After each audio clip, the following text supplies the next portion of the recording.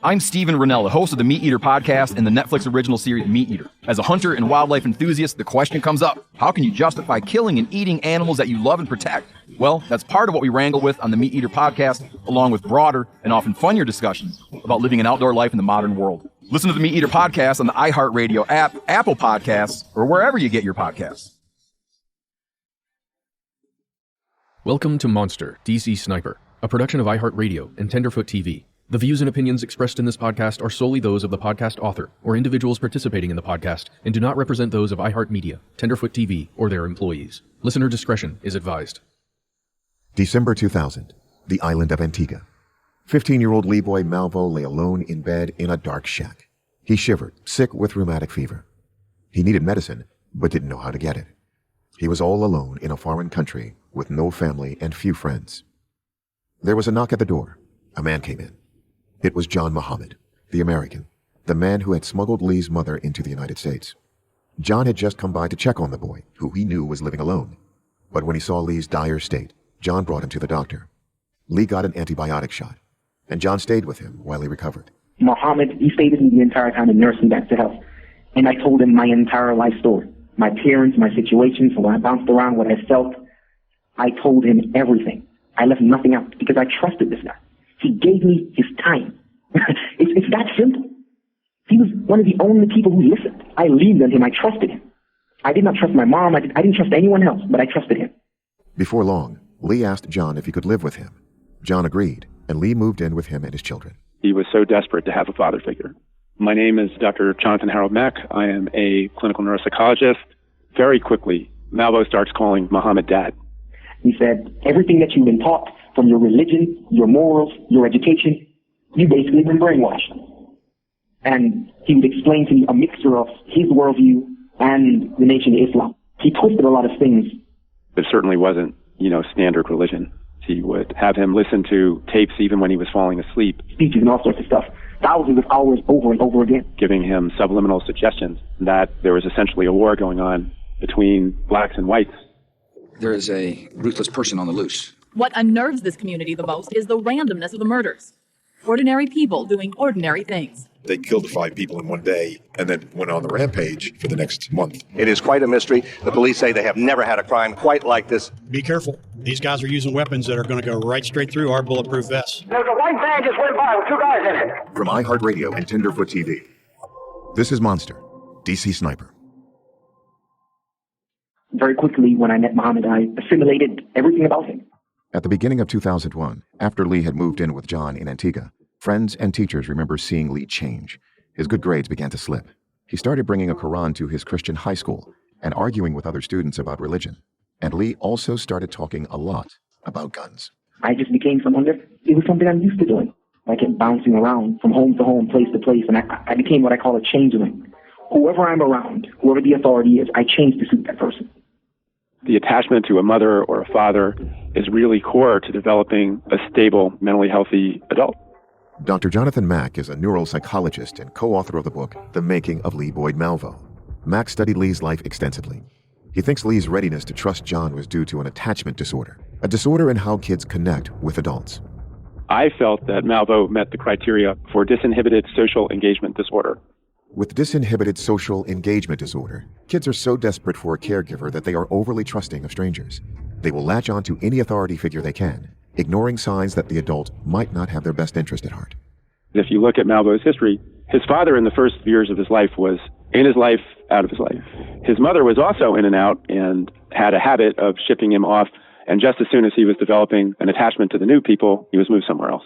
So the fact that Malvo had so many broken attachments from so many of the people that he lived with. He had this social disengagement disorder and was basically ready to attach on to anyone. I went to him because I felt alone in this world. I assimilated everything about him. From his mannerisms, his religion. I lost my accent. I just became someone different. Once he gained my trust, that was a lost cause. Throughout early 2001, John continued to forge documents and help smuggle people into the United States. On April 14th, John was detained at Miami International Airport. He'd flown there from Antigua alongside 2 Jamaican women. The women were caught presenting forged documents to customs agents, and the agents suspected John was helping the two women enter the United States illegally. They couldn't prove it, so they had to release John, but they contacted Antiguan authorities and relayed their suspicions. Lee says that John called him in a panic. John told Lee to hide the kids and the cash that he kept in the house. Lee took the children to John's girlfriend's place, but when he went back to get the money, it had already been seized by Antiguan authorities. Lee says John lost at least $160,000. Because of the raid, John feared he would be arrested if he returned to Antigua, so he decided to lay low in the U.S. John instructed Lee, who was just 16 years old himself, to watch over his kids. John also asked Lee to help out with the business by delivering fake birth certificates to clients. Lee dropped out of school to help. John then traveled back to Washington State, and on April 23rd, he legally changed his name from John Williams to John Muhammad, perhaps to try to avoid raising any red flags when he returned to Antigua. Okay, Mr. Williams, you're petitioning to have your name changed? Yes, ma'am. What is your current legal name? My current legal name is John Allen Wood. Okay. And what is the new name by which you wish to be known? John Allen Muhammad. And why do you desire to be known by this new name? For religion purpose. Are you changing your name for any other reason? No, ma'am. Are you changing your name to defraud or mislead any person or creditor? No, ma'am. Are you involved in any legal proceeding other than this name change? No, ma'am. And have you ever been convicted of a felony? No, ma'am. Are you under supervision of any probation department that requires you to report a change of address? No, ma'am. I'll go ahead and grant your name change then. Thank you. While in Washington State, John also visited Earl Dansey. I met John when I used to work for Horizon Airlines. I was actually interested in a printer that I saw at a store. This printer was an Alps MD5000 series printer. It had a big reputation during the early 90s of making counterfeit money. It used film as ink, so it was a really expensive printer, so I couldn't afford it at the time. And this coworker of mine knew a friend that could get it, so I met John that way. John was really flashy. He had nice suits. He'd come in different cars all the time, Jaguar, Diamante. He said, I can get the printer for you if you could help me out. He wanted to know if I can alter some documents, because for a hobby I do graphic designs. Okay, so I got a fair deal. So John got it for me. I don't know how he got it. He asked me to scan a birth certificate with his name on it. And he asked me if I could erase the name that was on the birth certificate. So I used a simple program on the computer to erase the name, and he asked me could I type another name in it. Okay, sure. So he wanted me to type, I'm guessing, could have been Lee. You know, this is where I realized that he was actually involved in smuggling people across the border. He was charging $1,000 a head, I think, maybe more. On May 20th, 2001, John traveled back to Antigua with his new name and altered documents in hand. When John returned to the island, the government had already seized over $160,000. But John did not scold Lee. This is criminologist and co-author of Lee Boyd Malvo's autobiography, Anthony Mioli. When he got back, John pulled him tight, hugged him, and said, "Great job, son." And it was that very moment that really solidifies their relationship. Lee said from that moment on, I was willing to do anything for that man. A week and a half later, on May 31st, John returned to the United States with his 3 children and Lee Boyd Malvo. They traveled through Puerto Rico to Fort Myers, Florida, where Lee's mother was living and working at a Red Lobster restaurant.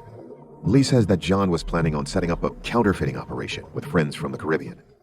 John wanted Lee to watch over the kids while he traveled to get the equipment they needed to print fake currency. According to Lee's diary, John asked Lee's mother if the boy could continue staying with him, but she was having none of it. Una thought John was a bad influence on her son. Lee remembers his mother saying, "He is my child. What I eat, he eats. If he cannot be satisfied with that greed will kill him." She then looked at Lee and said, "You met this man no more than 6 months ago, and you've completely forgotten where you come from." Reluctantly, John left Lee with Una and disappeared again with his kids.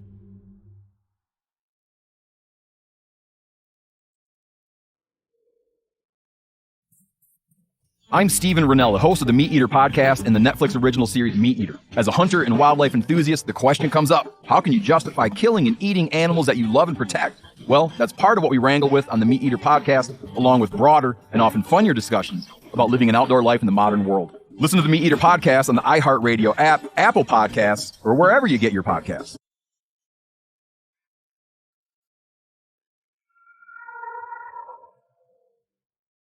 Back in Washington State, Mildred Muhammad was still searching for her children. It had been 15 months since she had seen or spoken to them. Following her hospitalization, Mildred had moved into a women's shelter where her friend and former accountant Isa Nichols volunteered. Mildred took a paralegal course to learn about what legal options she had to get her children back. She divorced John in his absence and legally gained full custody of the children. The problem was, no one knew where they were. So she also filed a writ of habeas corpus. Which meant that anywhere they found my children, they needed to pick them up and bring them back to me. So I had all of my paperwork notarized.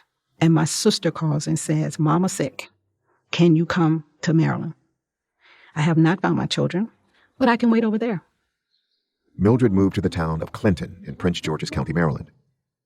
3 more months passed without any sign of the children. It was now August 2001, and the shelter where Mildred had been staying got a call. Her friend Isa Nichols was volunteering there when it happened. We get a call, and it is the Department of Social Health Services in Bellingham, Washington. They're calling following up an application for support that John had completed with his 3 kids. Well, what John didn't know, the 3 kids were already in the system. John Muhammad had returned to Washington State with his children and tried to register them for welfare. But authorities suspected him of committing welfare fraud. So they looked up the children's previously listed contact information and tried calling Mildred at the shelter. I get a call from the executive director of the shelter I was in. And she said, Millie, I think we found your children. You need to fax all of your paperwork to Detective McCarthy. So I did that, followed up with a phone call. I said, did you get my paperwork? He said, yes, ma'am, I did. But Ms. Muhammad, do you know where we are? I said, you're in Bellingham, Washington. He said, correct. But we're on the border of Canada. If he gets across the border with your children, there will be nothing we can do. I said, I appreciate that information, but if you could just go get my children, I would appreciate that too. August the 31st, 4:35 p.m., he called and he said, Miss Muhammad, we got your children. I screamed and my brother-in-law came downstairs. What's going on? I said, they found my children. Can you please talk to him? I'm running up and down the stairs, running outside and in. And he said, Mildred, you want to talk to him? I stopped. I hadn't heard their voices in 18 months. So the first person I talked to is Taliba. And she says, hi, Mommy. I said, hey, honey, how you doing? She said, I'm good. You want to talk to my sister?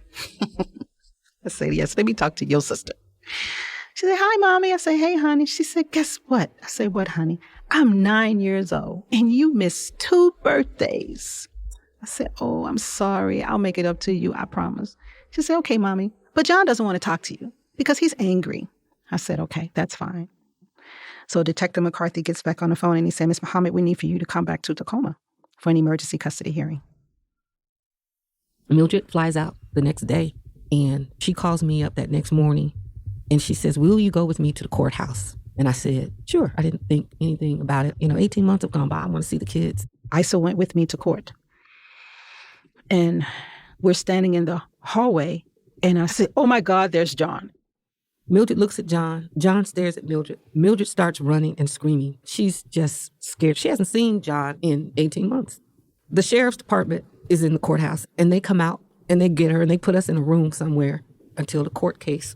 So we walk in the courtroom, and as soon as I get in the door, I see John on the back row to the right side, and I froze. And I just remember feeling that I was so scared, but he was just sitting there just all nonchalant.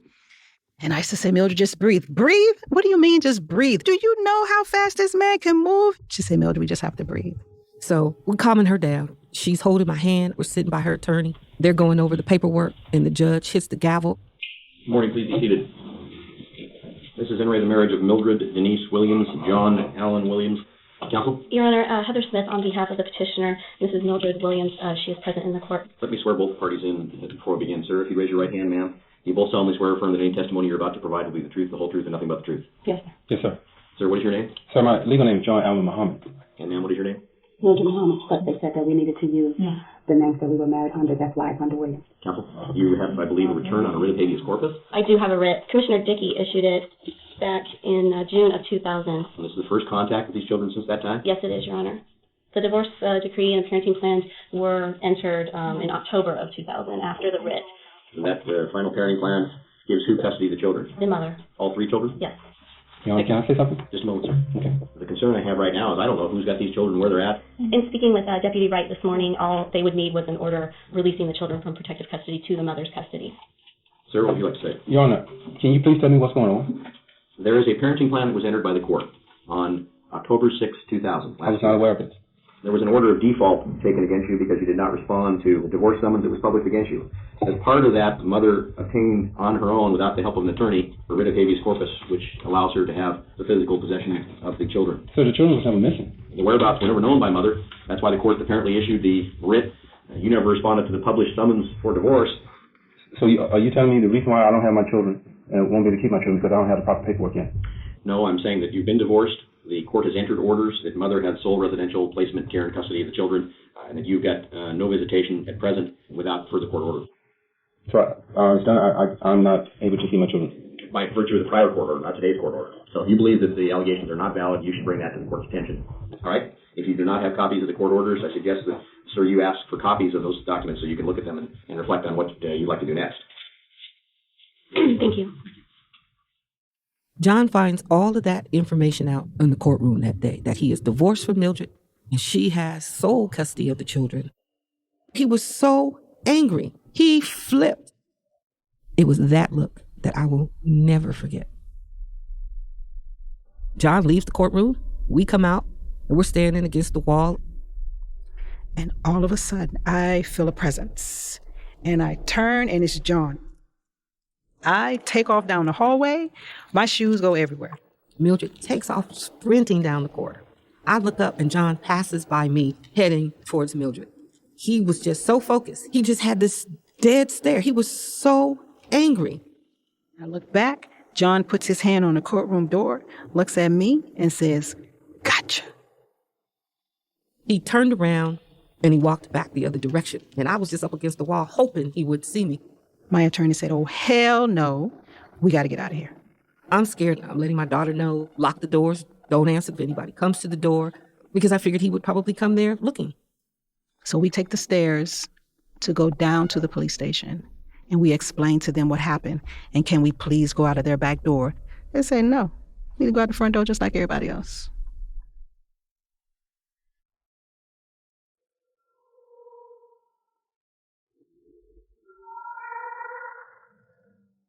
John was no joke. I believed everything he said to me. He was going to kill me. It was going to be a headshot, and he was going to bury me where nobody would be able to find me. I was terrified. And the terror came because nobody believed me. They thought I was being dramatic. They were actually going to let me die. And then what were they going to say? "Oh, she was a good old girl. You know, she loved the children. We did not see that coming." Yes, you did. When I hear people say that, "Oh, I didn't see that." Yes, you did. Victims always give signs. They always tell somebody. So we walk out of the court like a triangle where everybody's watching each other's back. Get to the car.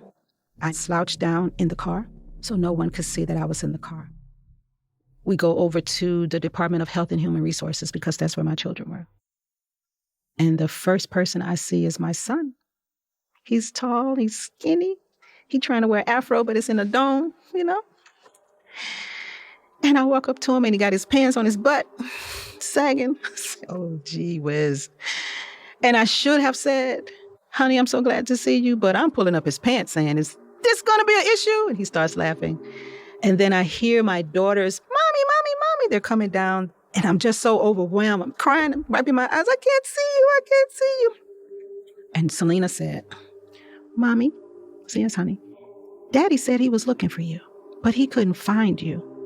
I said, "Really?" "I was trying to find you, but he changed your names." "So you were looking for us?" "Absolutely." "Mommy, I just want to let you know that God answered my prayer because I was praying and praying and praying for him to send you back to me, and you're finally here." I say, "Honey, no one will ever take you away from me again. Okay? Okay." So we get in the car and we drive over to the airport. Security picked us up from the car, brought us to their security office. Once the pilot was ready to go, security took us to the plane. We landed BWI September 5th, 2001. Did you speak to John again? No. Why would I? No, for real. Why would I? Did he ever try to reach out to you? He didn't know where I was. I was in hiding. So the last thing you remember hearing from John was "Gotcha." Yes.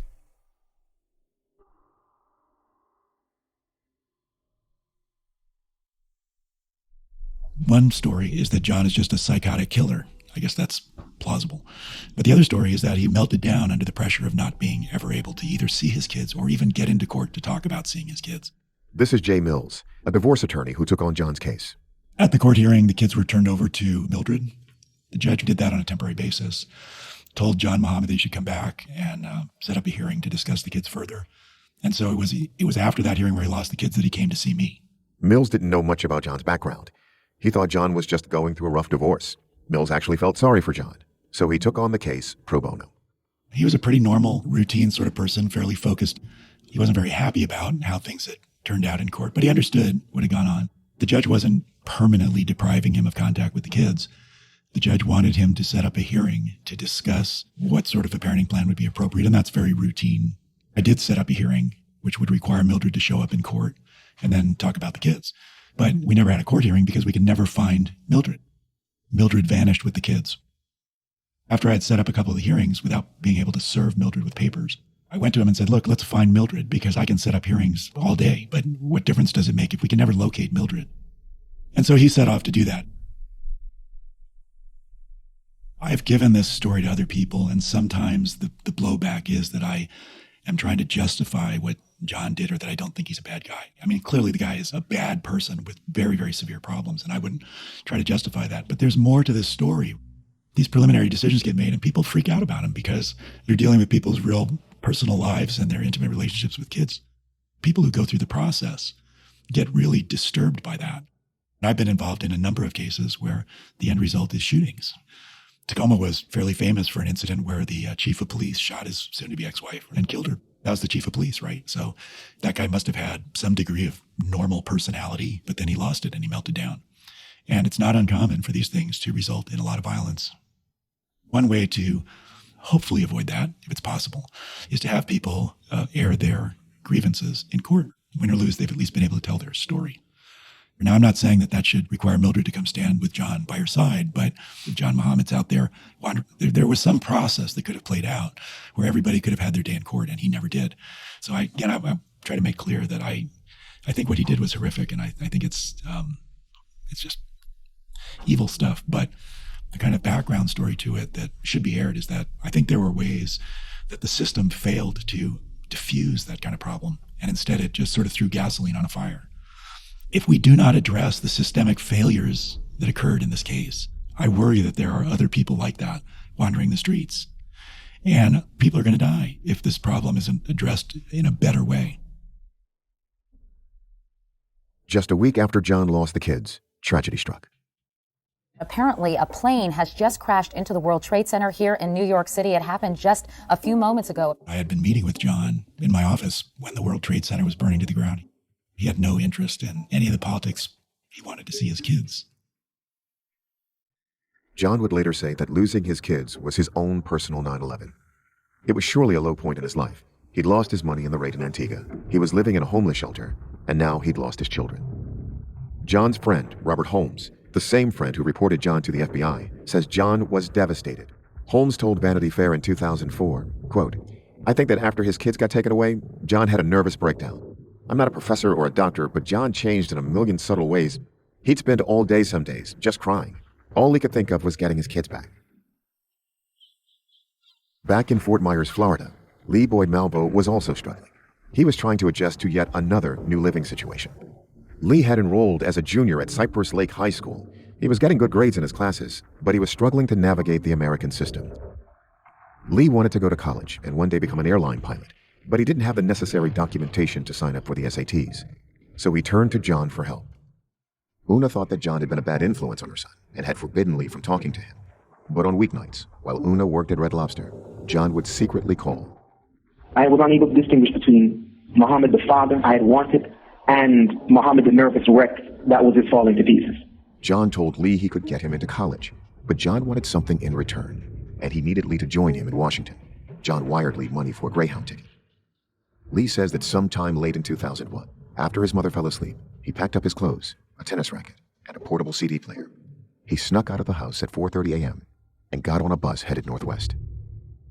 Lee arrived in Bellingham, Washington a week later. When I first arrived in Bellingham, he told me that he's searching for the children. He said, in order to get the children, we're going to have to do whatever it takes. I looked at him as my family, and they as my siblings. So I'm like, okay, we're going to do whatever it takes. I didn't understand what that meant at the time. I really didn't. In Bellingham, John introduced Lee to everyone as his son. Lee stayed with John at the homeless shelter and soon enrolled at Bellingham High School. But once school was out for the day, Lee says John was in charge of his education. Day in, day out, he controlled what I read, what I did, what I ate, when I slept, in every single aspect, from diet, studies, my activities, every single aspect and facet of my life. And he didn't give me a time to rest. He understood exactly how to motivate me by giving approval or denying approval. And he's very subtle. It wasn't violent at all. It was, it's like what a pimp does to a woman.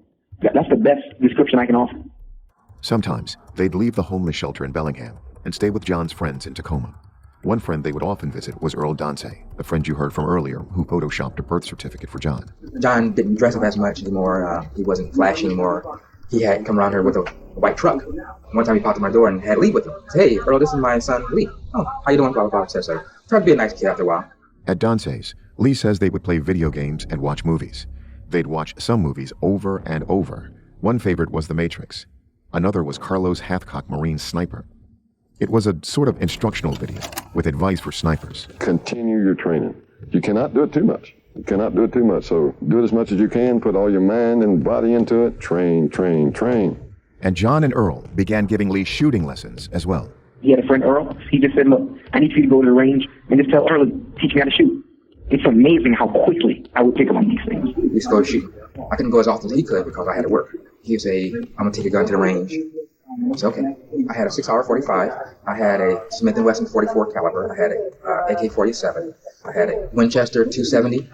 And I had a Remington 700 model 308 series and a 22 caliber pistol. Back in Florida, Lee's mom, Una James, had been searching for Lee since he'd left. Una paged through her caller ID and found a strange number.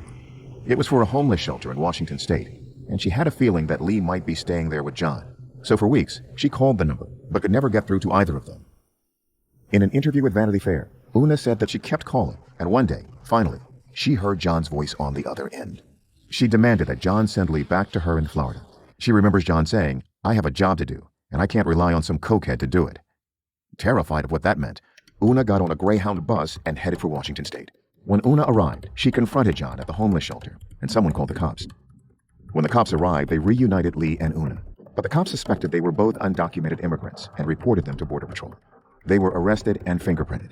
These were the fingerprints and arrest report that would later supply authorities with the names Lee Boyd Malvo and John Muhammad. Following their arrest, Una and Lee were separated and detained. Then, on January 23rd, both were released into an INS safe house to await a deportation hearing. In an interview with Vanity Fair, Una said that Lee told her, Mom, we are being followed, and if I don't go, they'll kill you. 2 days later, Lee climbed out of a bathroom window and ran off. Lee ran back to John. Now, Lee's grooming began in earnest. Lee says he and John would go shooting for hours a day. He'd stand behind me, he would talk me through the process. He would explain to me all the things that I hated about myself and why this has to die. Lee Boyd Malvo says John told him to visualize his own face onto the targets, to imagine that with each shot, he was destroying his own weakness. He had me kill myself over and over and over and over. He told me, the old person has to die. Lee Malvo has to die because Lee Malvo cannot do this. Lee says they would go to nearby woods and pretend they were hunting each other with sniper rifles to practice stealth and camouflage techniques. Lee says that on one of those outings, when it was snowing, John stripped off Lee's shirt and chained him to a tree.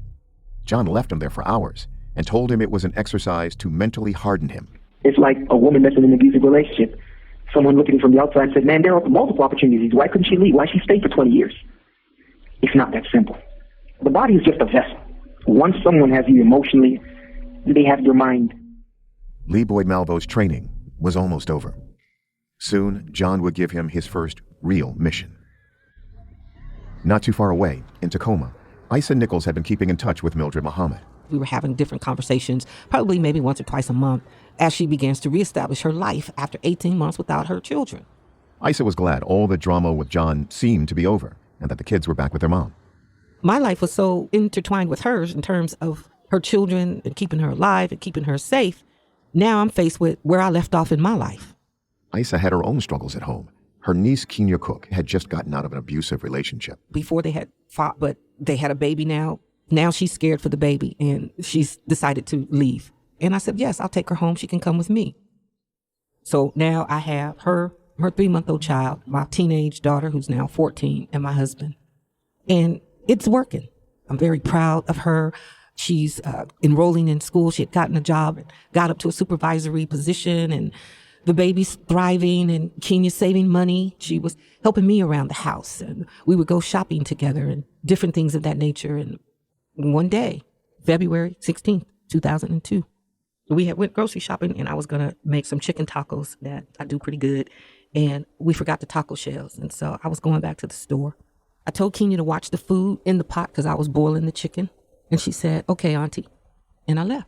And then my 14-year-old, who was at a sleepover, decided she didn't want to stay. So she called me and asked me to come pick her up. And I did. And then we went to the store. We were gone about an hour, maybe an hour and a half.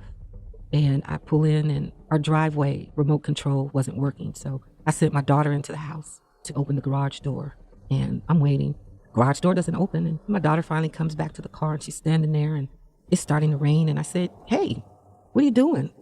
My daughter has the look of trauma on her face. I said, baby girl, what is it? What's wrong? She said, Mommy, Kenya's lying on the floor and the house is all smoky. So I go to the house, and just as she said, my niece was lying on the floor in the doorway, and the house was covered with smoke. The pot and its contents had disintegrated and melted. And so somehow, by the grace of God, I was able to get that stove turned off with all of that heat. My daughter's standing in the doorway, just staring. I called 911. I ran upstairs to check on the baby because I'm thinking that they had succumbed to smoke inhalation. And so I ran upstairs, and the baby was on the edge of the bed. All around her was the diaper, the nightie warm bottle was still there. And I didn't know if the baby was alive or not. I didn't know if the baby was breathing. And so I touched the baby gently, and she jumps up and she's screaming from where she left off. So I grabbed the baby, a diaper, and took the baby downstairs and handed the baby to my daughter and told her to go to the neighbors. And went back to Kenya, and I got over Kenya's body, and I saw a little bullet casing and a little hole in her face. I stayed there. I had already called 911, and I can hear the ambulance in the background. They're on their way, and I'm talking to Kenya, hanging there, and I'm praying, and I'm telling her help is coming. And the ambulance get there, and I'm sitting like on the step, and they come into the house, and they get her body, and they pull her from the foyer into the living room where they start working on her, trying to revive her, and they finally say she's gone. And I just stared and looked in just dismay. I couldn't process what they meant by saying she's gone. And I saw where Kenya's head had laid, the bullet casing was still there, and I just saw blood. The back of her head had just been blown out. I just went into a cold state. I was just on autopilot. I was just following commands. According to Lee's autobiography, that very same night, John Muhammad gave Lee his first test. One night he says, okay, this is what I need for you to do. There is a house in this hill. I want you to go there. I want you to go to the door. I want you to talk to this person. Lee says John drove him to a house, ranting about politics and wars and necessary sacrifices. John dropped Lee off and told him he'd be watching. Lee was wearing a dark hoodie, and he was holding a brown paper bag.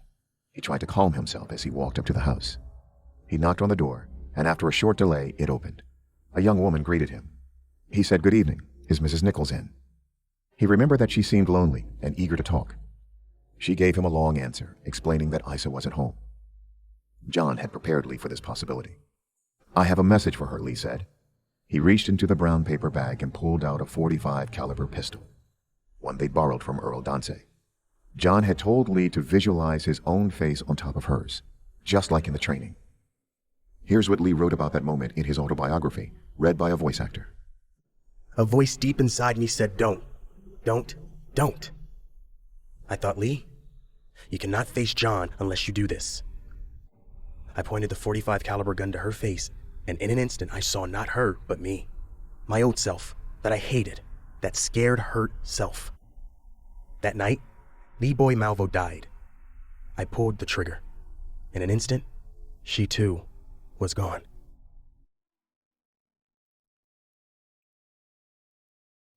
Next time on Monster, DC Sniper. All of a sudden, there's these helicopters flying all over the Tacoma community. They are actually saying the DC Sniper, it's linked to Tacoma. Again, a note is found. This time it's an angry note. You did not respond to the message. You departed from what we told you to say. Your incompetence has cost you another life. We need to find these guys, and we need to do it now.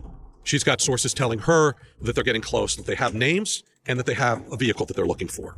By about 9:30, 10 o'clock at night, we had it. We knew who we were looking for. We knew what they were in. We just didn't know where to find them.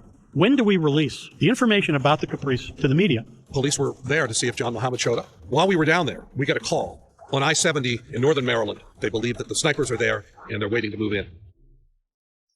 Monster, DC Sniper is a 15-episode podcast hosted by Tony Harris and produced by iHeartRadio and Tenderfoot TV. Matt Frederick and Alex Williams are executive producers on behalf of iHeartRadio, alongside producers Trevor Young, Ben Kiebrick, and Josh Thane. Payne Lindsay and Donald Albright are executive producers on behalf of Tenderfoot TV, alongside producers Meredith Stedman and Christina Dana. Original music is by Makeup and Vanity Set. This episode included segments of a phone interview with Lee Boyd Malvo, conducted by journalist Josh White. This interview was from The Washington Post. Copyright 2012, The Washington Post. All rights reserved. Used under license. This episode also included a passage from Lee Boyd Malvo's autobiography, The Diary of the DC Sniper, reenacted by actor Alec Bay. This episode included a recorded interview of Earl Donsay, provided by the Tucson Police Department. Earl Donsay was contacted by our team for this podcast, but he did not respond for comment.